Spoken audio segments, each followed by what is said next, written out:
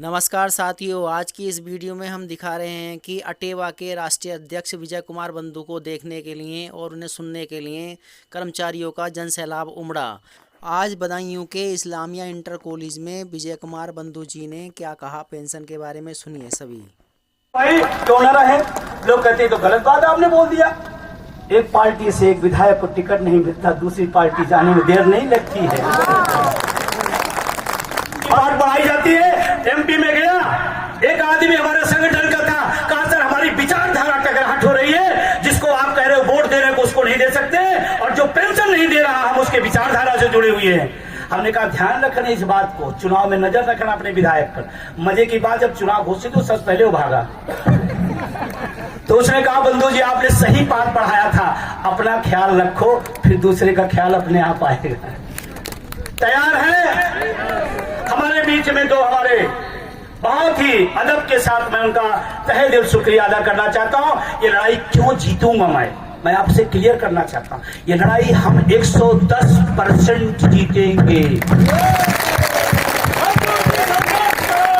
तुम्हारे साथ हैं, हम तुम्हारे साथ हैं। जज साहब आए हैं, बीडी नकीबी साहब, क्या जरूरत है? यहीं पर बदायूं में बहुत सारे एनपीएस के लोग हो, घरों में बैठे होंगे। ये तो जज रहे, सम्मानित पद पर रहे, रिटायर हैं, पेंशन पा रहे हैं, फिर भी यहां क्यों बैठे हैं? क्योंकि इनको लगता है हमें मिल रही, हमारे छोटे भाइयों को भी मिलनी चाहिए। ये मैसेज है आपके लिए जो घरों में आज भी नौजवान होकर घरों में बैठे हैं। नकवी साहब ने कहा विजय बंधु आप नेक काम कर रहे हो, हम आपके साथ हरदम खड़े हैं, और मुझे फक्र है कि ऐसे तमाम सब लोगों का मुझे सलाह और मशविरा मिलता है, जिससे हौसले से मैं इस लड़ाई को आगे बढ़ाता हूं। उनका भी शुक्रिया और धन्यवाद देता हूं।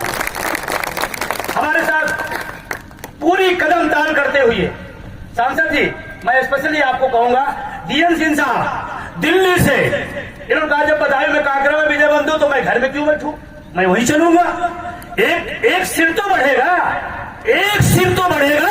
ये भावना लिए हुए आपके बीच में डीएन सिंह जी है।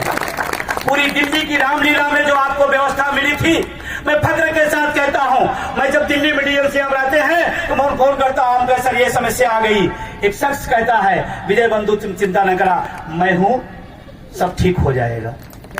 दिल्ली की सारी व्यवस्था देने का काम आपने किया था, रात दिन लग करके काम किया था। इनको क्या जरूरत है? एक भी काले बाल नहीं है, इनको क्या जरूरत है? और जिनके अभी पकड़े वाले हैं बिना पेंशन के टेंशन में अब जाएंगे। ऐसे तमाम मैं सबका शुक्रिया अदा करता हूं। हमारे साथ नरेंद्र कुमार सिंचाई विभाग से चल के आए हुए हैं, श्रीवास्तव जी चल के आए हुए हैं, प्रदेश के हमारे संदीप वर्मा जी, ये हमारे बरेली के मंडल पर्यवेक्षक है। इनकी मेहनत से आंदोलन यहाँ बरेली के अंदर जिला खड़ा हुआ। हमने इनको टास्क दिया था कि बरेली बदायूं हमारी टीम कमजोर है, संदीप वर्मा जी आप लगिए, आप काम करिए। मुझे फक्र है ऐसा खिलाड़ी जहां कमजोर होता है उसको मजबूत कर देता है। एक बार संदीप वर्मा जी के लिए जोरदार था।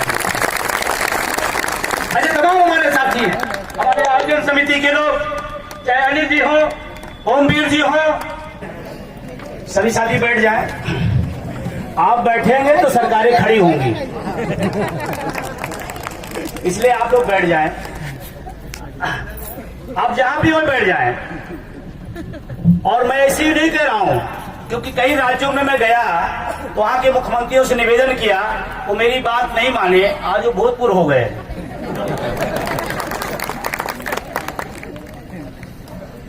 और जिनको कहा कि मान लो वो मान लिए, आज भी मुख्यमंत्री हैं और आने वाले टाइम में होने जा रहे हैं। जिनको बहुत जल्दी हो, विराट कोहली का भविष्य जिसको देखना हो वो जा सकता है, जिसको अपना भविष्य देखना है इसी मैदान में रहेगा। और अगर यहां बैठे बैठे दोनों को भविष्य तय हो जाए तो और अच्छा है। और आज इंटरनेट की दुनिया है, सोशल मीडिया की दुनिया, सारी चीज आपको मिलेगी। हम आपसे निवेदन इसलिए कर रहे हैं कि बीच में मत उठिएगा। अभी आपको लगता है तो आप जा सकते हैं, क्योंकि जब ऑपरेशन शुरू होता है फिर डॉक्टर की जिम्मेदारी नहीं, आप छेड़छाड़ करेंगे तो बैठे रहे। 15 मिनट चलेगा, 15 मिनट 15 मिनट बात करें आपसे। बदायूं के लोग खाना वाना नहीं खाए क्या? 15 मिनट चलेगा? क्योंकि इतनी दूर चल के आया हूं, सुबह 3:30 बजे जगा हूं, भागते भागते 4 बार गया हूं, वहां से डबल डेकर ट्रेन पकड़ा हूं, फिर बरेली आया हूं, बरेली में उधार की कार मिली है तो बधाई आया हूं। और क्यों आया हूं? आपसे बात करने। किसके लिए? आपके लिए, आपकी बात। और ये जो बोल रहे हैं बीच में, इनका पेंशन कट जाएगा, क्योंकि लिस्ट हमसे मांगी जाएगी, मैं नाम हटा दूंगा। इसलिए बीच में कोई बात नहीं। आपसे हम बातचीत लास्ट में कर लेंगे, लेकिन अभी ध्यान से सुनिए कि बात इतनी गंभीर क्यों है कि रात 3:30 बजे उठता हूं, भागते भागते 4 बार जाता हूं, फिर बरेली आता हूं, फिर आपसे मिलता हूं, फिर अभी वही रिवर्स गियर, यहां से फिर बरेली, बरेली से फिर डबल डेकर। पहले उस पर बैठते तो अच्छा लगता था, उसमें भारतीय रेल लिखा रहता था, अब अडानी रेल लिखा होता है तो डर भी लगता है। जब भारतीय रेल लिखा होता है तो होता है कि हमारा है, थी नहीं लेकिन महसूस होता था। आज हर ट्रेनों पर, हर जगह पर अडानी लिखा जा रहा है। क्या आप सहमत है भारतीय रेल हटा के अडानी रेल लिखी जाए? कितने लोग सहमत हैं? कोई नहीं। जिनके हाथ नहीं उठे उनके हाथ नहीं है क्या? अगर ईश्वर ने दिए तो उठाइए, और जब मौका हो तो उठाना चाहिए। हमारी कमजोरी यही है कि चाहते हैं विजय बंधु भगत सिंह बन जाए, अपने को पेंशन मिल जाए, मजा आ जाएगा, बहुत मजा आएगा, है ना? ऐसे नहीं चलेगा। पेंशन जितनी हमको मिलेगी उतनी आपको मिलेगी। और कुछ लोग तो डबल वाले होंगे, है क्या ऐसे मेरे बीच में डबल वाले? डबल वाले है ना? हमसे डबल मेहनत करना चाहिए, क्योंकि आपके यहाँ डबल पेंशन आएगी। हमारे यहाँ 50,000 आएगी, तो आपके यहाँ तो मेहनत ज्यादा करना चाहिए। सही है? तो मैं अपनी बात शुरू करता हूं। सबसे पहले हमारे जो मंच पर सम्मानित अतिथिगण आए हैं, मैं संगठन का मुखिया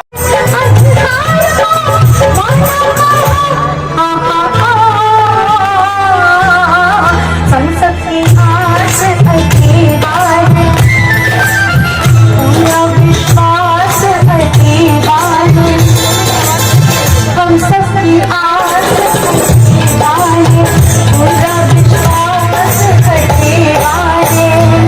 जय जवान, जय अभिमान, जय मोदी जिंदाबाद। पेंशन हम पे देते रहेंगे, बंधु की संघर्ष करें, हम आपके साथ हैं। नारी शक्ति जय हो, विजय हो।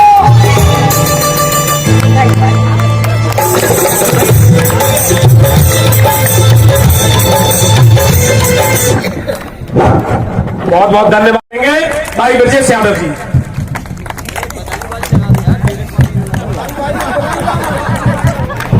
तो अटेवा है, बधाई और मेरठ का। चलिए बहुत धन्यवाद, बहुत दूर से चल के आए। अब एक मिनट पत्रकार बंधु, अरे अब हमें भी सुन लो। अरे भैया, पत्रकार हर जगह क्यों यहाँ डिस्टर्ब करते हैं? इस शानदार अटेवा की मीटिंग में आए, सबसे पहले बदायूं समाजवादी पार्टी की तरफ से मैं आदरणीय बंधु जी का स्वागत करता हूं। और चूंकि ये पढ़े लिखे समाज का कार्यक्रम, मुझे फक्र इस बात का है कि मैं उस मीटिंग में बोल रहा हूं जो हिंदुस्तान का सबसे फर्टाइल ब्रेन है। अभी मुझसे पहले जो साथी बोल रहे थे, उनकी बात से मैं खुद को जोड़ता हूं और मानता भी इस बात को हूं कि जब 30-35 साल और लगभग पूरा जीवन आपने एक संस्था के लिए अपना जाया कर दिया और उसके बाद अगर आपको बिना पेंशन के छोड़ देंगे तो कई घटनाएं मुझसे पहले के वक्ता बता रहे थे कि बुढ़ापे में क्या होगा। आप लोग 25-30 साल नौकरी करने के बाद भी आपको पेंशन का हक छीना जा रहा है। और कड़वी बात कहने में कोई अगर सच है तो कह देनी चाहिए। अगर कोई 2 दिन भी विधायक रह लेगा तो पूरी जिंदगी उसकी पेंशन खत्म नहीं होगी। मैं आपके साथ हूं और मैं इस मंच के माध्यम से आदरणीय सांसद जी के सामने मैं ऐलान करता हूं कि अगर पेंशन बहाल नहीं होगी तो ब्रजेश यादव भी जिंदगी में पेंशन नहीं लेगा। और बदायूं जिले की समाजवादी का फाइटर आदमी हूं और मैं आपसे वादा कर रहा हूं, चूंकि सदन की कुछ परंपराएं होती हैं, कुछ गरिमाएं होती हैं, मैं आज ही कोशिश करूंगा कि मेरा क्वेश्चन लग जाए और तो 28 तारीख से विधानसभा है, उसमें अपने पार्टी के राष्ट्रीय अध्यक्ष जी से भी मैं उन्हें जरूर मना लूंगा इस बात के लिए कि पेंशन की बात सदन में हम सभी इकट्ठा हो गए मजबूती के साथ उठाएं। सदन में हमारी संख्या 100 है, लेकिन करने के लिए भले ही 200-250 की जरूरत पड़े, बिगाड़ने के लिए 125 बहुत होते हैं। मैं आपसे वादा करता हूं कि जो उम्मीद के साथ आप लोगों ने इस मंच पर बुलाया और मैं जो ऐलान आपके बीच में करके जा रहा हूं, इस विधानसभा में लिख के भी दूंगा, अगर पेंशन बहाल नहीं तो विधायकों की पेंशन भी बंद करो। बहुत बहुत धन्यवाद। आपके साथ पूरी मजबूती से आदरणीय राष्ट्रीय अध्यक्ष जी चुनाव में भी खड़े थे और समाजवादी पार्टी जो कहती है वो करने वालों की पार्टी है। मैं आपसे वादा करता हूं कि समाजवादी पार्टी लखनऊ में भी आपकी लड़ाई लड़ेगी और जहां मेरी दोबारा जरूरत पड़े, और मैं अटेवा के अध्यक्ष जी से मैं आपसे मंच के माध्यम से कहना चाहता हूं कि मेरी विधानसभा सहसवान में आपको आज से ही दावत दे रहा हूं, भाई राकेश प्रजापति से भी कह रहा हूं कि मेरी विधानसभा में जरूर कार्यक्रम कराएं। मैं आपके साथ दम से खड़ा हूं। बहुत धन्यवाद। बहुत बहुत धन्यवाद माननीय विधायक जी। इसी क्रम को आगे बढ़ाते हुए शेखोपुर विधानसभा से पूर्व विधायक श्री आशीष यादव जी से अनुरोध करेंगे कि अपने विचारों को हम सबके बीच में रखें। माननीय आशीष यादव जी। आज एक ऐसे मंच पर कि जो हम सबकी जरूरत भी है, हम सबका भविष्य भी है अटेवा, और ये हमारा दुर्भाग्य भी है कि हम वो मांग रहे हैं जो हमारा हक है। हमें यहाँ बुलाने के लिए बंधु जी का, अटेवा के पदाधिकारियों का और हमारे मुख्य अतिथि हमारे नेता माननीय सांसद धर्मेंद्र यादव जी का, मंचासीन सभी हमारे पदाधिकारियों का, सामने बैठे साथियों का मैं स्वागत करता हूं और आश्वस्त करता हूं कि समाजवादी पार्टी हमेशा आपके इस नारे के साथ खड़ी हुई है कि जो पेंशन की बात करेगा वही देश पे राज करेगा। और ये विडंबना है कि इसी प्रदेश में कानून एक मिशन एक नेशन की जो सरकार बातें करती है, वो आज हम इस बात की भी व्यवस्था को सुझाने का काम आदरणीय अखिलेश यादव जी ने अपने मैनिफेस्टो में करके दिखा दिया। मैं आपकी इस बात से पूरी तरह सहमत हूं कि जब तक पुरानी पेंशन, जो सबसे गंभीर समस्या है, जो मैं समझता हूं कर्मचारियों के पूरे जीवन की मेहनत के बाद बुढ़ापे की लाठी है, जो उनको मान सम्मान स्वाभिमान के जीवन है, बचा हुआ जीवन, जिस जीवन के माध्यम से वो न अपने परिवार के, न अपने बच्चों के, न समाज के किसी के सामने उन्हें हाथ फैलाने की जरूरत नहीं, और स्वाभिमान और सम्मान का पूरा जीवन गुजारने की जो व्यवस्था है, उस व्यवस्था के पक्ष में हम समाजवादी लोग बहुत मजबूती के साथ खड़े हैं। ये मैं अटेवा के लोगों आपको भरोसा विश्वास दिलाता हूं। साथियों, 2019 से पहले मैं सदन में था। आप लोगों का भी जंतर मंतर पे धरना चल रहा था, बंधु जी, याद होगा आपको। और आपके धरने और प्रदर्शन में जिस तरह से अत्याचार अन्याय बीजेपी के लोग कर रहे थे, दिल्ली के जंतर मंतर पर बदायूं के महान लोगों ने मुझे लोकसभा में बैठा रखा था। तो मैं आज अटेवा के लोगों आपसे कहना चाहता हूं, बदायूं के लोगों आपसे कहना चाहता हूं, मैं लोकसभा के अंदर कोई वेतन भत्ता और बंगला लेने नहीं गया था। और मेरी इच्छा भी है, जिस दिन केवल वेतन भत्ते का मैं सांसद बनूं, उस दिन बिना सांसद के रहना पसंद करूंगा। लेकिन जब तक संसद में रहूंगा और जब तक रहा, मजबूती के साथ अपने जिम्मेदार समाज के जो लोग हैं, जिनकी लोकसभा में जिम्मेदारी, एक लोकसभा के प्रतिनिधि की जिम्मेदारी बनती है कि समाज के हर वर्ग के लोगों के दर्द को समझे। मुझे ये सौभाग्य है, मुझे ये संस्कार मिला है परम पूज्य श्रद्धेय नेताजी की तरफ से कि समाज के अंदर अगर आखिरी व्यक्ति भी कोई परेशान है तो हम समाजवादियों की जिम्मेदारी है कि उस आखिरी व्यक्ति के चेहरे पे चमक लाने के लिए जीवन भी कुर्बान करना पड़े तो पीछे ना हटना।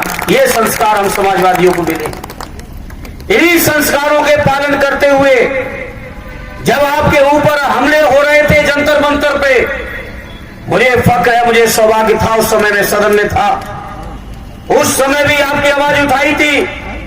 केवल अटेवा के साथियों, केवल शिक्षकों की नहीं, चाहे अनुदेशक हो, चाहे शिक्षा मित्र हो, चाहे रोजगार सेवक हो, या समाज के वो सभी उपेक्षित लोग जो बीजेपी की जो संविदा नीति बन गई है, जो कर्मचारियों को संविदा पे लाके पूरे कर्मचारियों के जीवन को संकटमय बनाए रहते हैं, हमेशा संविदा समाप्त करने की तलवार लटकती रहती है, ऐसे तमाम संगठनों और तमाम लोगों के लिए संघर्ष करने का काम करने का मुझे सौभाग्य बनाने की महान जनता ने दिया था, समाजवादी पार्टी ने दिया था। आज मैं अपनी उसी संकल्प को आगे दोहराते हुए आपसे अपील और प्रार्थना करूंगा कि मौका दीजिए एक बार फिर, जहां साथी ब्रजेश जी ने बात उठाई विधानसभा के अंदर, मैं इस मौके पर अपने साथियों से कहूंगा, मौका दीजिएगा आने वाले 24 में लोकसभा के अंदर भी जो आपका नारा है, जो पेंशन की बात करेगा वही देश पे राज करेगा और उसी को राज करने देंगे जो अटेवा के साथियों की पुरानी पेंशन की योजना को लाने का काम करेगा। साथियों, इसे मैं आज इस मौके पर कहना चाहता हूं, आपके दुख से, आपके दर्द से, आपकी चुनौती और परेशानियों से हम समाजवादी लोग, हमारे नेता माननीय अखिलेश यादव जी महसूस करते हैं और यही कारण है कि उन्होंने अपने घोषणा पत्र में सबसे पहले बात लाई थी। और यह भी सच है, साथी एक चर्चा कर रहे थे, बैलेट के बॉक्स के पेपर, बैलेट पेपर के जो रिजल्ट आए थे, अगर उसी रिजल्ट की समानता हो जाती तो समाजवादी पार्टी 403 में से 312 विधायक बना के आज खड़ी होती। जिताया था सरकारी कर्मचारी साथियों ने। लेकिन साथियों चलो कोई बात नहीं, एक बार संघर्ष से आप नहीं जीत पाए, कोई बात नहीं, 24 का सामने आ रहा है समय। 24 में जैसे आज भी मेरी दुआ है हमारी टीम, इंडिया की टीम जीते, यही मेरी दुआ है।